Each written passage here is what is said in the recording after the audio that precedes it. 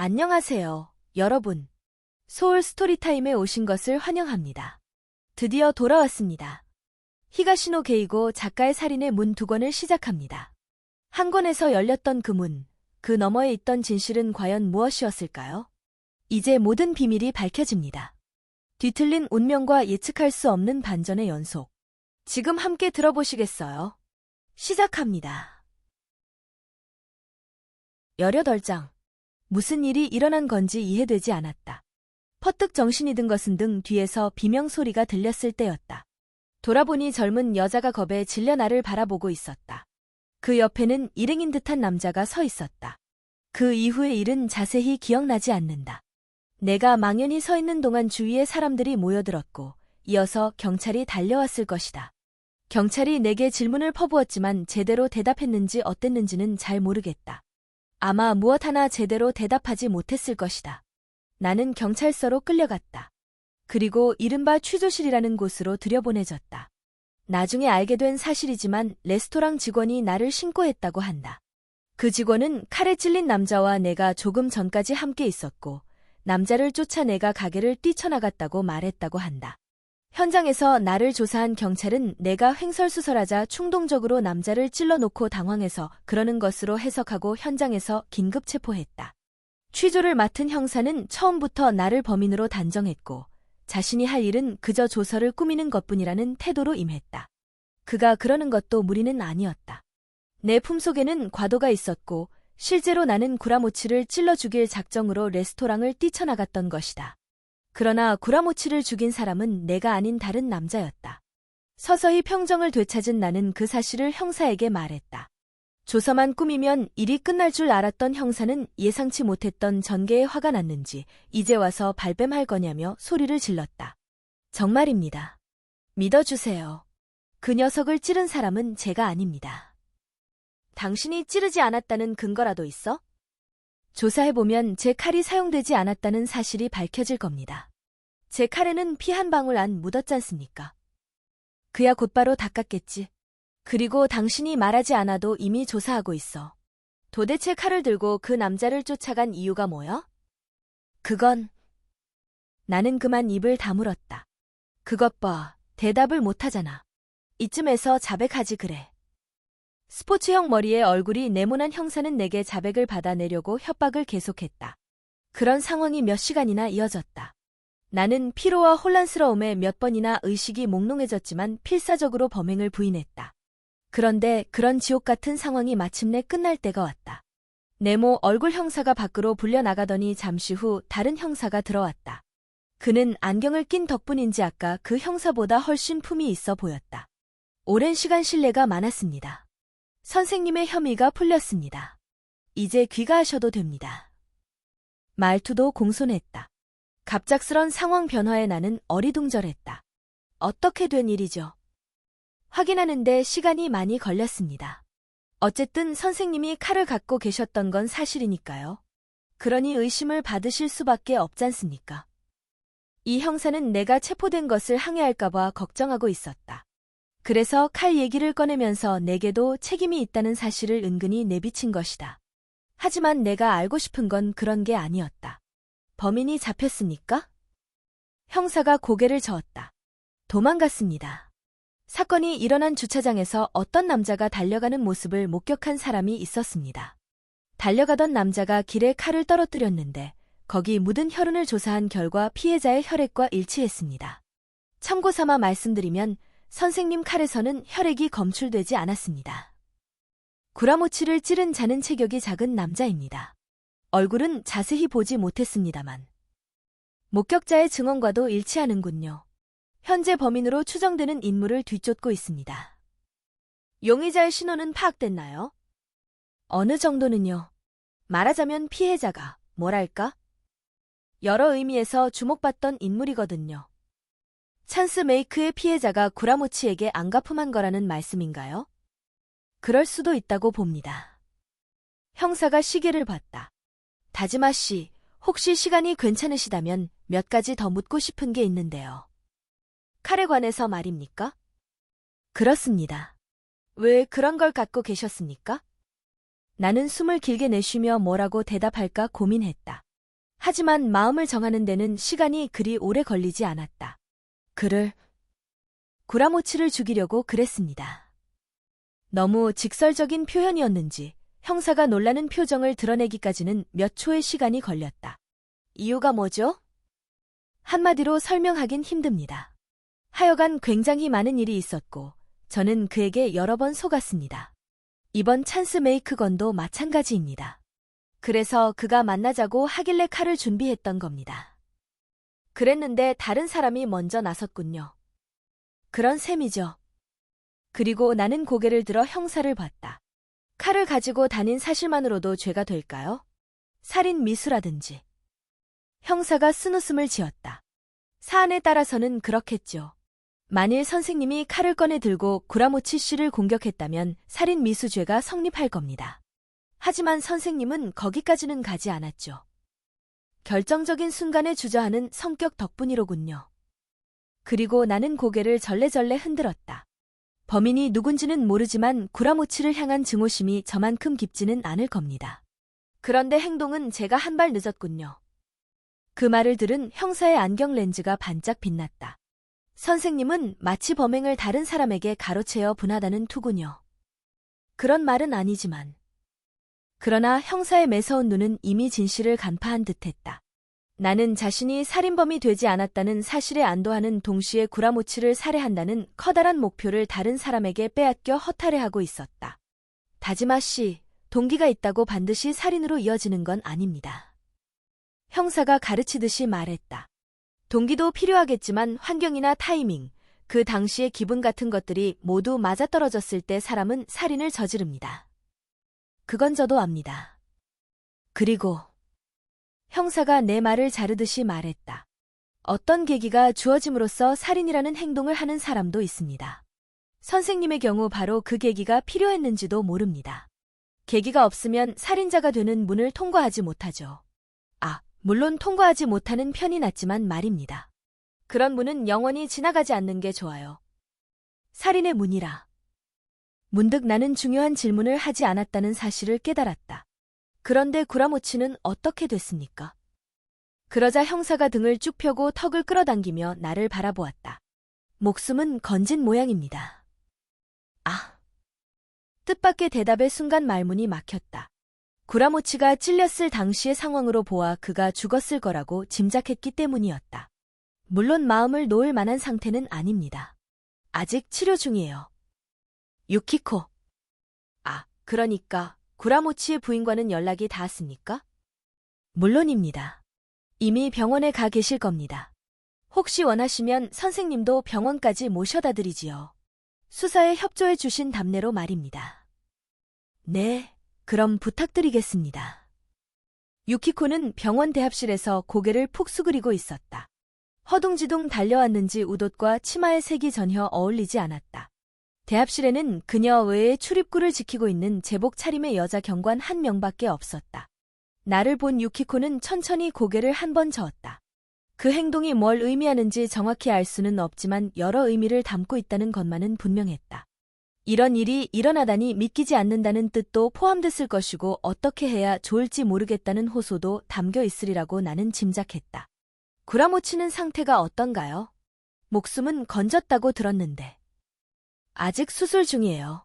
수술 전까지 의식을 되찾지 못한 것 같아요. 그리고 유키코는 퍼뜩 깨달은 듯이 나를 올려다봤다. 그 사람, 다지마 씨를 만나러 갔었나요? 네, 연락이 왔더군요. 그래서 우리 집 근처 패밀리 레스토랑에서 만났어요. 저한테도 알려주셨으면 좋았을 텐데. 유키코가 원망스럽다는 듯이 말했다. 유키코 씨도 감시당하고 있을지 몰라서요. 그야 다지마 씨도 마찬가지 아닌가요? 그러니까 범인이 다지마 씨를 뒤따라가 레스토랑 주차장에서 기다렸던 거겠죠. 사실이 그랬다. 달리 변명할 말이 없었다. 구라모치가 유키코 씨한테는 알리지 않았으면 하는 것 같았어요. 그럴지는 모르겠지만. 유키코는 고개를 옆으로 돌리고 훌쩍거리며 손수건으로 눈물을 닦았다. 구라모치가 유키코 씨에게 이 말을 전해달라고 하더군요. 상황이 정리되면 반드시 돌아갈 테니 그때까지만 참아달라고요. 실은 상당한 액수의 유키코 씨 생활비를 제게 맡겼는데 경찰에게 압수당했어요. 사건과 무관한 돈으로 판명되면 돌려주겠다면서요. 돈 같은 건 상관없어요. 그이가 살아나기만 한다면요. 그리고 그녀는 오열했다. 이런 상황에서도 여전히 유키코의 사랑을 잃지 않는 구라모치에게 나는 새삼 질투심을 느꼈다. 그리고 기필코 구라모치의 실체를 까발려야겠다고 마음먹었다. 복도 쪽에서 웅성거리는 소리가 들리는가 싶더니 잠시 후 간호사가 다가왔다. 부인, 담당 의사가 드릴 말씀이 있답니다. 수술은 끝났나요? 네, 일단은요. 그래서 설명해 드리려는 겁니다. 어떻게 됐어요? 수술은 잘 됐나요? 그 사람, 살아났어요? 유키코가 잇따라 질문을 해댔다. 담당 의사가 말씀드릴 거예요. 일단 같이 가시죠. 환자의 상태를 함부로 언급하는 것이 금지되어 있다는 건 알지만 그럼에도 간호사의 태도는 어딘가 이상했다. 생명에 이상이 없다는 것 정도는 말해줘도 괜찮을 텐데 싶었다. 간호사가 우리를 데려간 곳은 집중치료실이었다. 안으로 들어서자 의사가 우리에게 다가왔다. 구라모치 환자의 부인이십니까? 네, 이쪽은 제 남편 친구예요. 유키코가 의사에게 나를 소개했다. 의사는 나를 힐끗 보고는 유키코에게 시선을 돌렸다. 이리 오세요. 우리는 의사를 따라 집중치료실 안을 걸어갔다. 투명 비닐막으로 칸막이가 된 곳에 이르자 의사가 걸음을 멈췄다. 남편분입니다. 비닐막 안 침대에 구라모치가 누워 있었다. 그는 마스크를 비롯한 갖가지 기구에 휘감겨 있었다. 결론부터 말씀드리겠습니다. 의사가 나지막이 말을 꺼냈다. 남편분께서는 생명은 건지셨습니다. 하지만 의식은 돌아오지 않았습니다. 앞으로도 돌아오지 않으리라고 생각됩니다. 의식을 관장하는 부위가 손상됐기 때문입니다. 아. 유키코가 신음했다.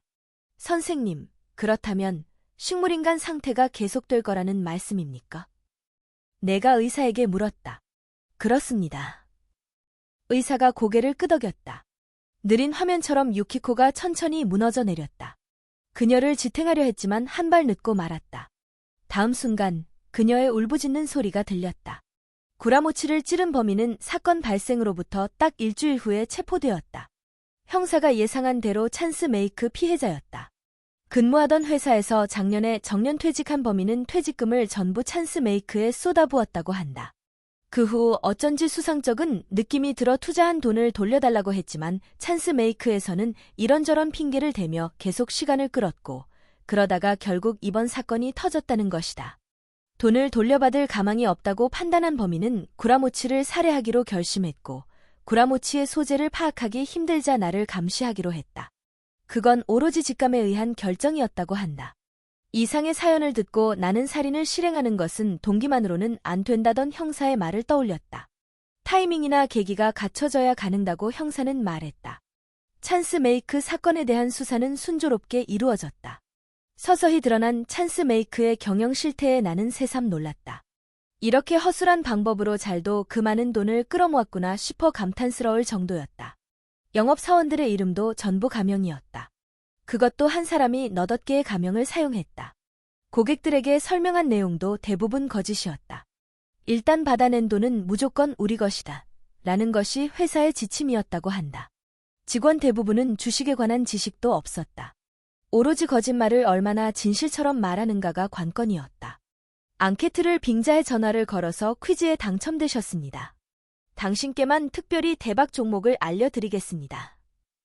라는 말에 넘어간 사람도 적지 않았다. 일단 한 종목을 알려주고 그 주가의 움직임을 한동안 지켜보도록 한 것이다. 만약 주가가 올라가지 않으면 그대로 놔두고 조금이라도 올라가면 즉시 연락해서 제가 말씀드린 대로죠. 입회금은 고작 10만 엔입니다. 입회만 하시면 비장의 종목을 알려드립니다. 라고 꼬드겼다고 한다. 영업사원들에게 할당된 포섭 인원은 월평균 10명. 영업사원들은 고객이 납입한 입회금의 10%를 포상금으로 받았다. 20만 엔 정도의 월급의 포상금을 합하면 매달 30만 엔은 쉽게 넘었을 것이다. 반장을 포함해 직원 대부분은 20세 전후였으며 대학생도 적지 않았다. 신나게 벌었지요. 돈의 마력에 넘어가 다들 분발했습니다. 대학 재학 중인 직원이 경찰에 불려가서 한 증언이다. 나도 몇 번인가 경찰에 불려갔다. 경찰은 구라모치가 돈을 어디에 감췄는지 알고 싶어 했다. 하지만 내가 그런 걸 알 턱이 없었다. 내게서 끌어낼 것이 아무것도 없다고 판단했는지 얼마 후부터는 경찰도 나를 부르지 않았다. 내 본업인 가구점 일은 그만두지 않을 수 없었다. 찬스 메이크의 정식 사원은 아니라고 해도 그 회사와 관계가 있었던 게 사실이어서 변명 한마디 할 수 없었다. 나는 또다시 구직자 신세가 됐지만 이번엔 낙담하지 않았다. 모든 걸 처음부터 새로 시작하자는 마음가짐이 있었기 때문이다. 내가 그런 마음가짐을 갖게 된 데에는 구라모치의 영향이 컸다. 구라모치는 살아있었다. 의사가 선고한 대로 그의 의식이 되돌아오는 건 불가능해 보였지만 그의 생체 반응만은 계속되고 있었다. 나는 시간이 나는 대로 구라모치의 병실을 찾았다. 그는 특별 병실에 있었고 대개 유키코가 지키고 있었다. 그녀는 그때까지 살던 맨션을 처분하고 그보다 훨씬 좁은 임대 맨션으로 이사했다. 그리고 그 차액으로 구라모치의 치료비를 충당하고 있었다. 말이 치료지 그저 생명을 유지하고 있을 뿐이었지만 구라모치는 자는 것처럼 보일 때가 있는가 하면 눈을 뜨고 있을 때도 있었다. 눈동자가 움직이는 걸 본 적도 있다. 그럴 때면 그가 의식이 없다는 건 의사의 착각이 아닐까 싶기도 했다. 유키코는 더더욱 그렇게 생각한 것 같다. 그녀는 때때로 내게 말했다. 그에게 틀림없이 제 말이 들릴 거예요. 다른 사람이 말할 때랑은 반응이 다르거든요. 내가 말을 걸면 눈이 움직여요. 아주 미세하지만 말이죠. 내가 몸을 문질러줘도 마찬가지예요. 그 전까지는 아무 반응이 없다가도 뭔가 반응을 보인다니까요. 그래서 저는 오사무 씨에게 의식이 있다는 걸 확신해요. 이것은 가족이나 사랑하는 사람이 식물인간 상태일 때 그를 간호하는 사람이 공통으로 겪는 현상인 듯했다. 식물인간이기는 하지만 살아있는 상태이므로 어떤 식으로든 생체 반응을 나타내기 마련이다. 그 반응과 자신의 기대를 합치시켜 그런 착각을 하는 것이다. 하지만 나는 유키코의 착각을 바로잡지 않았다. 구라모치를 간병하는 데는 엄청난 정신력이 필요했다. 착각이 그런 그녀를 지탱해준다면 그걸로 그만이라고 생각했다. 일부 언론의 보도로 구라모치의 사건이 세간에 널리 알려지는 바람에 면회하러 오는 사람이 줄을 이었다. 찬스 메이크 피해자가 사건 주모자의 비참한 모습을 보려고 찾아오는 경우가 제일 많았다. 유키코는 면회객들을 철저히 체크해 그런 불순한 의도로 찾아오는 사람은 단호히 거부했다. 하지만 개 중에는 순수한 마음으로 구라모치를 찾아오는 사람도 있었다. 미하루도 그중 하나였다. 그녀는 침대 옆에 서서 구라모치의 뺨을 어루만지고 목덜미를 손가락으로 더듬었다. 내가 보고 있는데도 아랑곳하지 않고 그의 입술에 키스를 하기도 했다. 물론 유키코가 자리를 비웠을 때만 그러긴 했지만 혹시라도 유키코가 돌아와서 보면 어쩌나 하는 마음에 그때마다 조마조마했다. 그 위세 당당하던 사무가 이렇게 돼 버렸네요. 인생은 참 잔혹해요. 미하루가 지난날의 연인을 내려다보며 지난날의 남편인 내게 말했다. 이제 와서 이렇게 말하기는 뭐하지만 나는 그녀에게 말했다. 구라모치는 나를 함정에 빠뜨릴 계획을 세운 적이 없다고 하더군. 그리고 맨션을 마련해준 건 사실이지만 그런 용도로 사용할 줄은 전혀 몰랐대. 사무가 그래요? 미하루가 구라모치를 바라보며 되물었다. 그래, 그렇게 말했어. 누구 말이 맞는 거야? 당신이야, 구라모치야? 사실대로 말해봐. 그러자 미하루가 고개를 갸웃하고 말했다. 그가 그렇게 말했다면 그게 사실인 걸로 하면 되죠. 뭐. 이봐. 어차피 당신은 나를 미워하잖아요. 그러니까 그냥 그렇게 생각해요. 사무까지는 미워하지 않는 편이 좋을 것 같아요. 나는 진실을 알고 싶어. 그러니까 그게 진실이라잖아요. 사무의 말이요. 그러고서 그녀는 그만 가 보겠다며 병실을 나갔다. 미하루 외에도 여자들이 많이 찾아왔다. 대부분 내가 모르는 여자였고 그중 누가 봐도 물장사를 하는 듯한 여자도 있었다. 구라모치의 변해 버린 모습을 본 그들은 예외 없이 눈물을 흘렸다. 나 같은 못난이도 구라모치 씨는 차별하지 않고 친절하게 대해줬어요. 그렇게 좋은 분은 세상에 없을 거예요. 그러면서 엉엉 울어대는 호스티스도 있었다. 물론 남자 문병객도 있었다. 그들의 반응은 다양했지만 공통점이 하나 있었다. 최소한 한 번은 구라모치에게 당해 인연을 끊은 적이 있다는 점이었다. 언변이 좋은 남자였어. 이 남자한테 걸리면 형편없는 고철도 금으로 보인다니까. 그 바람에 얼마나 손해를 봤는지 몰라. 구라모치에게 넘어가 1억엔 가까운 돈을 날렸다는 그 사람은 씁쓸히 웃으며 덧붙였다. 그래도 지금 되돌아보면 즐거웠어. 이 사람 덕분에 색다른 꿈을 꿀 수 있었거든. 이렇게 되고 보니 정말 서글프군.